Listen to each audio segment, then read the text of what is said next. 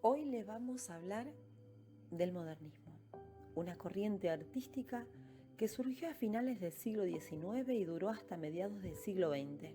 También conocido como Art Nouveau, Jugendstil, Modern Style o Liberty. Precisamente fue su libertad de las formas lo que facilitó su difusión y el gusto del gran público por este estilo que rompía muchas estructuras antiguas en todas las artes, pero de forma muy notable en la arquitectura. Como muchos estilos, el modernismo comenzó como una corriente literaria que más tarde se extendió a todas las artes. Su motor era precisamente una reacción en contra del nuevo mundo industrial y urbano tan deshumanizado. El modernismo se inspiraba en la naturaleza y sobre todo en contra de todo aquello que tuviese que ver con la revolución industrial. ¿Cuáles eran las características del modernismo? En primer lugar, el modernismo es una ruptura con lo tradicional, tanto si nos referimos a los temas religiosos como políticos o sociales muy marcados en este punto del siglo XIX europeo. Los artistas modernistas, contrarios de la creencia de que existe una verdad absoluta y objetiva, la verdad científica, tratan de imponer la subjetividad y la emoción de la naturaleza de cada creador. Como ocurre entre muchas corrientes en la historia del arte, se produce un yo-yo entre la sociedad y el individuo, y este foco va oscilando entre las distintas corrientes artísticas. El modernismo es por tanto un momento de vuelta al individuo y se centra en su fuerza interior. Si hablamos de otros movimientos, podríamos decir sin duda que el modernismo debe mucho de su influencia al impresionismo y al mismo tiempo impulsó las ideas del arte expresionista y surrealista de las vanguardias de principios del siglo XX.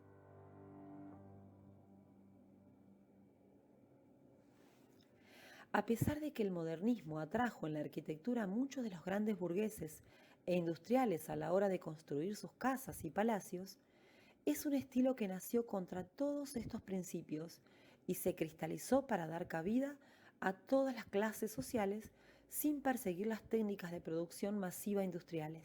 Por último, un rasgo muy destacable del arte modernista sería sin duda su sensualidad. En él proliferaron los temas eróticos y el ensalzamiento de la feminidad, tan relacionada con las formas sinuosas de la propia naturaleza. Lo exótico de tierras lejanas y paisajes remotos, incluso un lenguaje muy nuevo, totalmente prohibido en esa época de costumbres sociales tan marcadas. En lo que a la pintura se refiere, a pesar de los ideales rupturistas, sí que se aprovecharon las nuevas técnicas que trajo consigo la revolución industrial.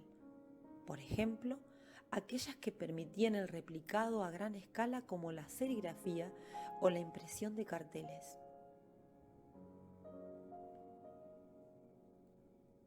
El uso de estas tecnologías fue definitivo para las composiciones, figuras, colores y mezclas que configurarían este estilo.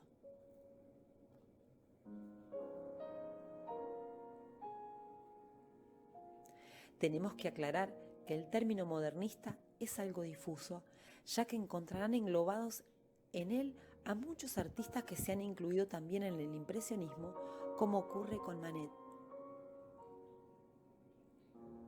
y también otros ya considerados como artistas de las vanguardias del siglo XX, como es el caso de Picasso.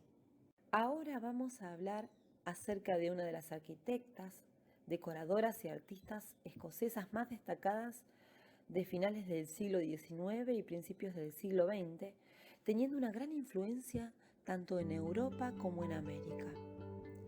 Estamos hablando de Margaret MacDonald Mackintosh. Junto a su hermana Frances, estuvieron entre los principales artistas que sentaron los principios estéticos del Art Nouveau en los primeros años del siglo XX, el siglo de las grandes vanguardias. Este arte siempre estuvo ligado a lo femenino. Aunque nació en Tipton, Inglaterra, vivió con su familia desde pequeña en Glasgow, Escocia, donde junto con su hermana Frances, consiguieron inscribirse como estudiantes de la Escuela de Arte, lugar que no permitía la entrada de mujeres.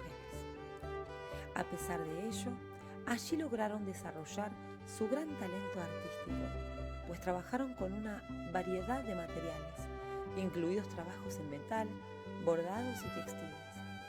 Además de deslumbrar por su trabajo, estas artistas también fueron conocidas por su fraternidad. Muchas de sus obras tempranas están firmadas por ambas, y en el caso de algunas otras piezas, ellas nunca supieron decidir quién de las dos la había hecho.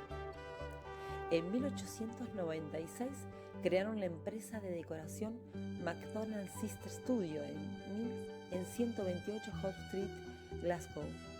En 1900 se casó con el arquitecto Charles René Mackintosh.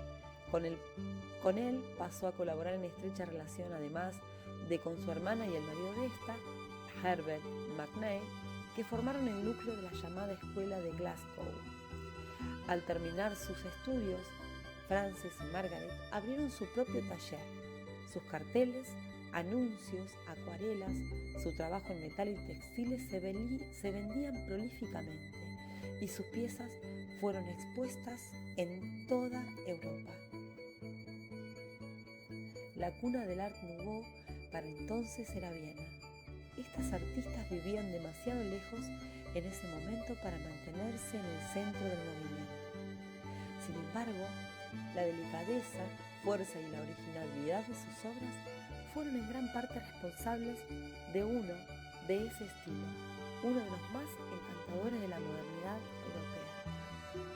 Etéreas y casi místicas, las piezas de Margaret y Frances influenciaron profundamente la obra de otros artistas del periodo como Hofmann, Musser e incluso Gustav Klimt, hombres que hoy son mucho más conocidos que las hermanas McDonald.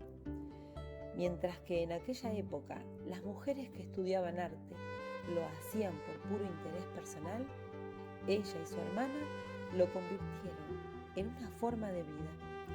Lo consideraban una actividad que las llevó a ser exitosas, tanto comercial como intelectualmente, y por lo tanto profundamente revolucionarias.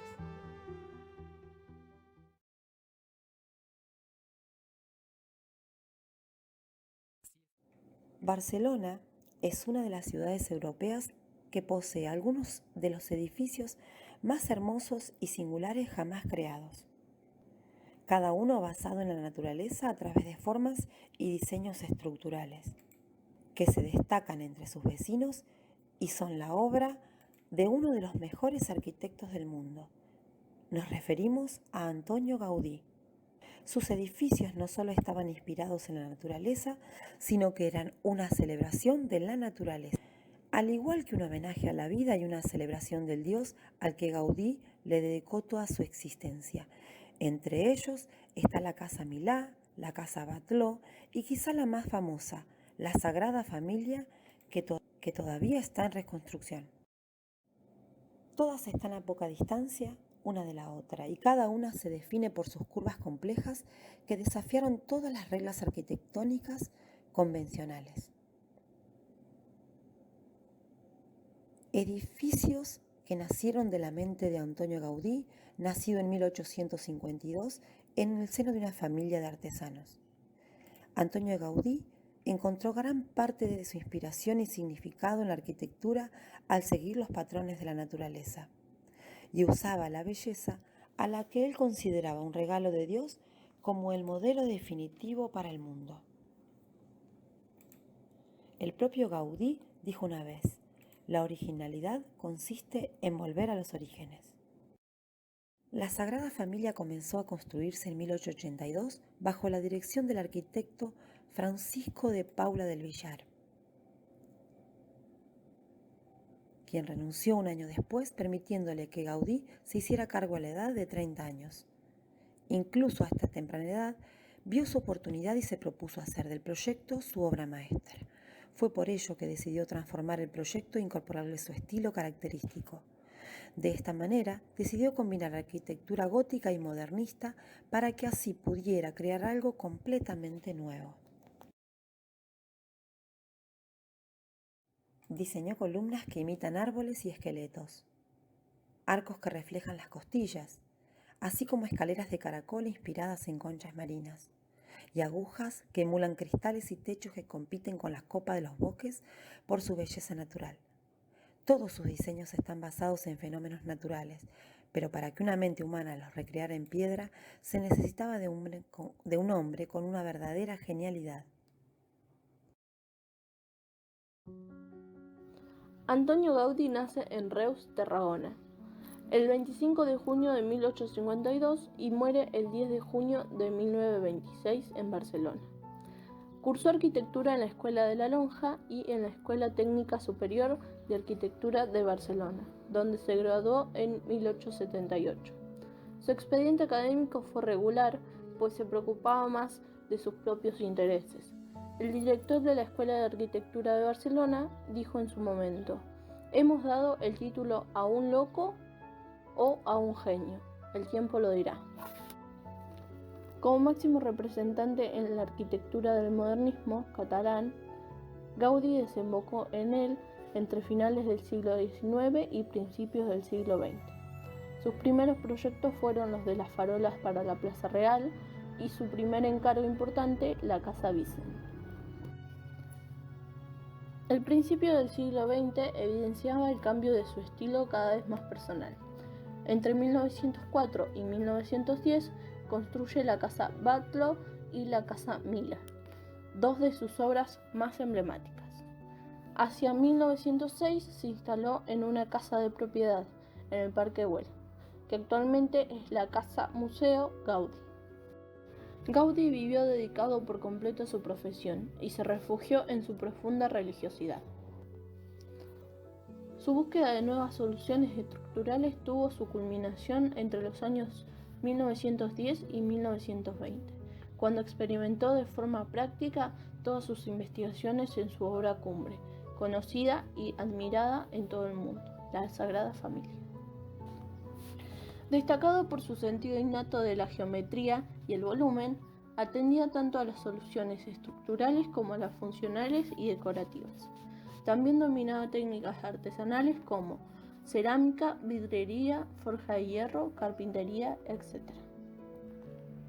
Partiendo de cierto barroquismo, sus obras adquieren gran riqueza estructural, de forma y volúmenes desprovistos de rigidez racionalista o de cualquier premisa clásica. El arquitecto tenía un estilo personal basado en la naturaleza. Estudió con profundidad las formas orgánicas y geométricas de la misma, buscando un lenguaje para poder plasmarla en la arquitectura. Decía que no existe mejor estructura que un tronco de árbol o un esqueleto humano. Esta visión orgánica se complementa con una singular visión espacial que le permitía concebir sus diseños arquitectónicos de forma tridimensional, ya que Gaudí siempre prefirió trabajar sobre sus moldes y maquetas, o incluso ir improvisando sobre el terreno a medida que la obra avanzaba, reacio a dibujar planos. Su obra, de difícil clasificación, pertenece sin duda a la corriente modernista por su afán de renovación, la búsqueda de la modernidad, el sentido ornamental aplicado a su obra y el carácter multidisciplinar, logrando así una solución racional y estructurada, perfectamente lógica y adaptada a la naturaleza.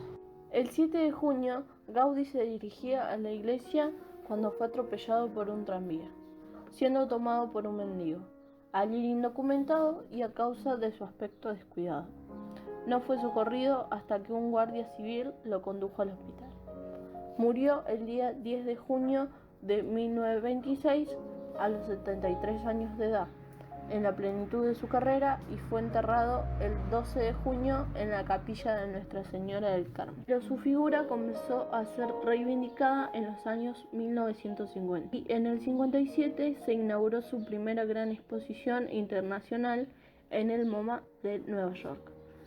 Asimismo, entre los años 1950 y 1960, los estudios de críticos internacionales dieron gran difusión a la obra de Gaudí.